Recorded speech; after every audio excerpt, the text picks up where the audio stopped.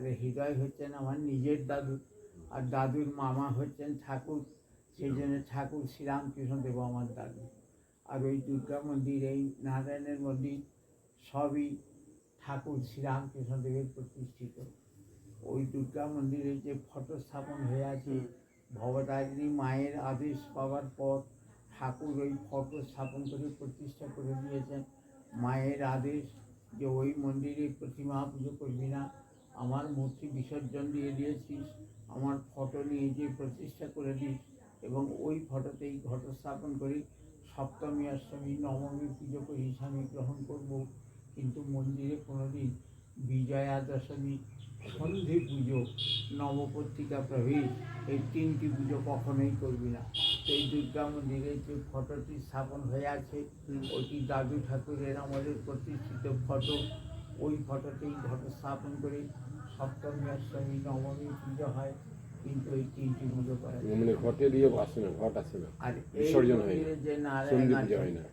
ঠাকুর যখন সাধনায় সিদ্ধি লাভ করে ভবতারিণী মায়ের দর্শন পেয়েছিলেন, তখন ঠাকুরের বয়স 34 বছর। মায়ের সঙ্গে কথা বলতেন, ভোগ নিবেদনের সময় মাকে খাইয়ে নিজে খাচ্ছেন, নিজে খেতে খেতে মাকে খাইয়ে দিচ্ছেন। ঠাকুর এরকম পরিবেশ। ভবতারিণী মা ঠাকুরকে আদেশ করলেন যে হৃদয়কে, মথুরের স্ত্রীকে সঙ্গে নিয়ে কাশী যাবি। কাশীতে আমার এক পরম ভক্ত রয়েছে, নাম তৈলঙ্গ স্বামী। ইচ্ছা মৃত্যুবরণ করবে বলে অনশন করে, মৌন অবলম্বন করে আসনে বসে আছে, শরীর কিন্তু থাকবে না। সেই জন্য আগামীকাল কাশী যায়। তো কাশীতে তৈলঙ্গ স্বামী যে নারায়ণ শিলা ঠাকুরের হাতে তুলে দিয়ে দাদুর দিকে আঙুল বাড়ি দেখিয়েছিলেন, এই বাড়িতে প্রতিষ্ঠা করি, সেই নারায়ণ শিলায় এই মন্দিরে প্রতিষ্ঠিত আছে। ভবতারিণী মা নামকরণ করেছেন শ্রীধর নারায়ণ, ঠাকুর প্রতিষ্ঠা করে দিয়েছেন।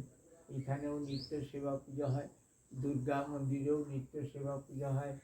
আর ওই ঠাকুরের আমলের প্রতিষ্ঠিত ফটোতে দুর্গোৎসব হয় সপ্তমী অষ্টমী নবমী।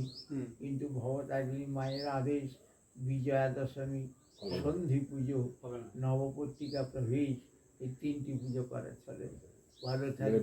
বিসর্জন হয়ে